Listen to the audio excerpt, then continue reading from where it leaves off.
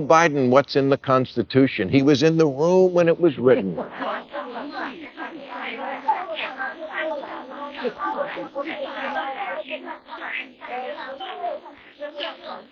I'm sure The Rock is a good guy and a bright guy. And that is not enough. Not enough. And frankly, the fact that he thinks he can step into the single hardest job in the world with no preparation tells me one thing for sure about his judgment. It's terrible. Some celebrities truly believe they're ready to run a state, or even an entire country, and their fans are quick to hype them up. But Bill Maher isn't falling for it. With his signature sarcasm and sharp wit, Maher tears apart the illusion that acting like a president on screen somehow makes someone fit to lead in real life. As Hollywood continues to revel in its own self-importance, Maher slices through the glitz to reveal the ridiculousness of celebrity politics. Buckle up. He's about to deliver one of his most brutally honest takedowns yet. Celebrities running for high office is a recurring nightmare we cannot seem to shake. The Rock, Caitlyn Jenner, Matthew McConaughey, Randy Quaid, they all have suggested lately that when it comes to running the country, they have what it takes. And they do. Malignant narcissism. Maher kicked things off by questioning why so many Hollywood celebrities think they're qualified to run a country just because they've portrayed a president on screen. He reminded everyone that acting in a movie is nothing like leading a nation. It's a scripted fantasy where every emotion, line, and reaction is carefully crafted to look flawless. In the real world, there are no retakes, no lighting crews to make your mistakes look dramatic, and no applause when policies fail. Maher's jab perfectly exposed Hollywood's inflated sense of self-importance, the delusion that fame somehow equals wisdom. It's easy to deliver heroic lines about saving the world, but it's a whole different story to actually know how to do it. Jenner is a nice person, but as California governor, she would be in charge of the world's fifth largest economy, based on her qualifications of being a background character in a reality show not about her.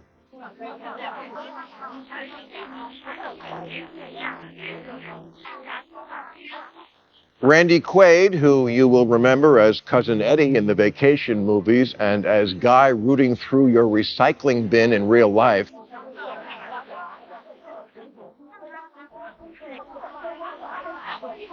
also says he might want to run our state. When did governing become the safety school for when the guest spots on Chicago Fire dry up? Maher didn't pull any punches when it came to Caitlyn Jenner.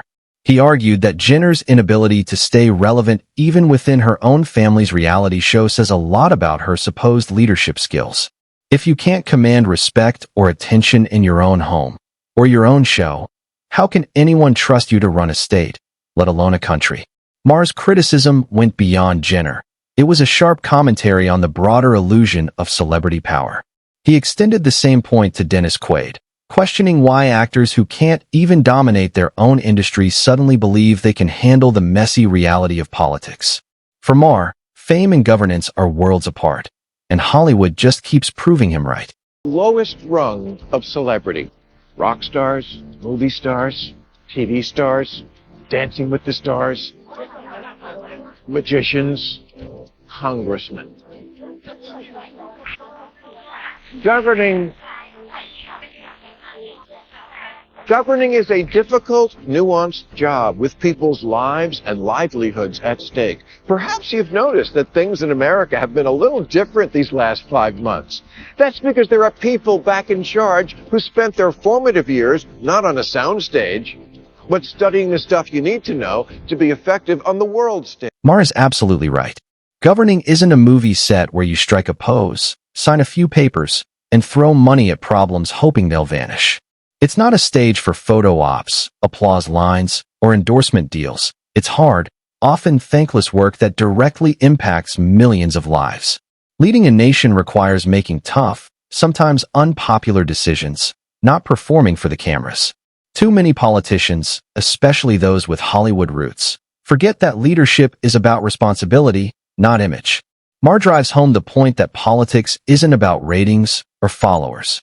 There are no scripts, no second takes, and no makeup artists to cover up the fallout of real-world mistakes. He is, I'm sure, also a lovely person, but when he says he's considering a run for governor in Texas, I must say that is not all right, all right, all right.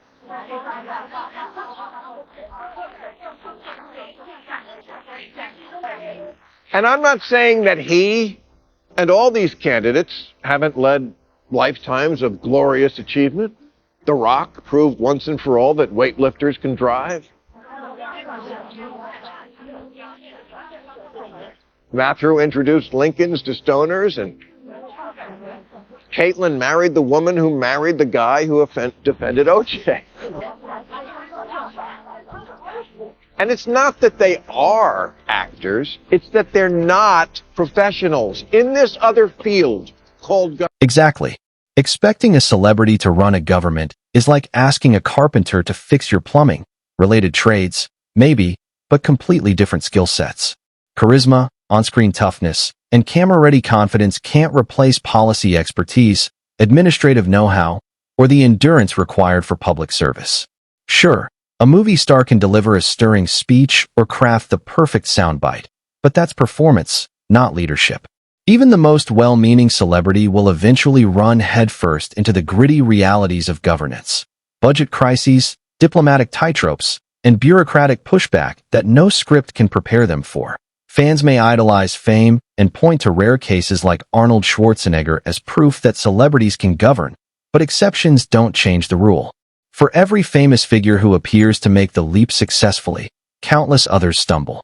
Maher's point stands strong. Running a nation demands discipline, deep knowledge, humility, and respect for institutions, not applause, image, or star power. He was a rock star, but because he was good in his field of government. That's not you. Governors and presidents aren't just symbolic figures. They're the custodians of a nation's future. They need a solid grasp of how government functions, from finance and economics to security and international relations. Without that foundation, leadership risks becoming a global joke. Maher's point isn't that celebrities should never enter politics, but that ambition must be backed by preparation. If a celebrity genuinely wants to lead, they should first invest time in understanding how governance works, studying policies, and recognizing the true weight of their decisions. Running a country isn't a reality show or a PR stunt. It's a monumental responsibility that demands intellect, discipline, and humility. Fame might open the door, but only knowledge and competence can keep it open. Responsible for our nuclear weapons. What does the 14th Amendment say? Who's the Prime Minister of India?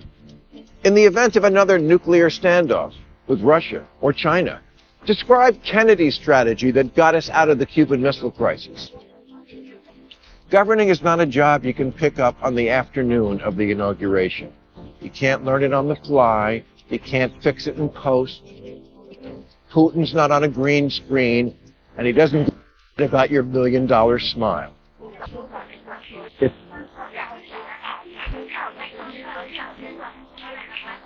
If he tells you at a summit that he'd like to take Belarus now, you have to know that's a country and not his lunch order. Most people who enter politics without prior experience often find themselves in over their heads once elected. Why? Because they're learning as they go, a risky experiment when national security, the economy, and millions of lives are on the line. Governance isn't something you master through trial and error. It demands preparation, strategy, and real experience. But here's the irony. Even those who do have time to learn, like Kamala Harris, don't always rise to the challenge. After nearly 4 years in office, her speeches still often lack clarity and depth, leaving audiences more confused than inspired. It's one thing to be inexperienced but eager to grow. It's another to have experience and still seem unprepared.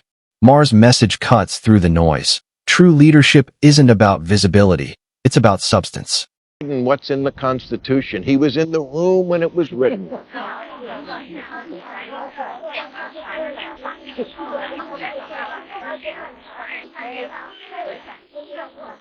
I'm sure The Rock is a good guy and a bright guy. And that is not enough. Not enough.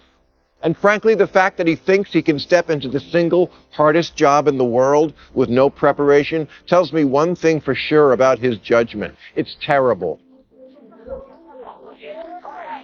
Here, Maher brings up presidents from his own preferred party, the Democrats, but my take on their actual performance is quite different. Take Joe Biden, for example. His border policy turned out to be one of the weakest in recent history, triggering a record surge in illegal crossings. Over 1 million encounters in just one fiscal year. That failure left behind a massive border crisis for his successor to handle. The economy under Biden wasn't much stronger either. Inflation skyrocketed to over 9% in 2022, the highest in 40 years, eroding real wages and driving up the cost of everyday living. Gas prices soared, mortgage rates climbed, and grocery bills became crushing for working families.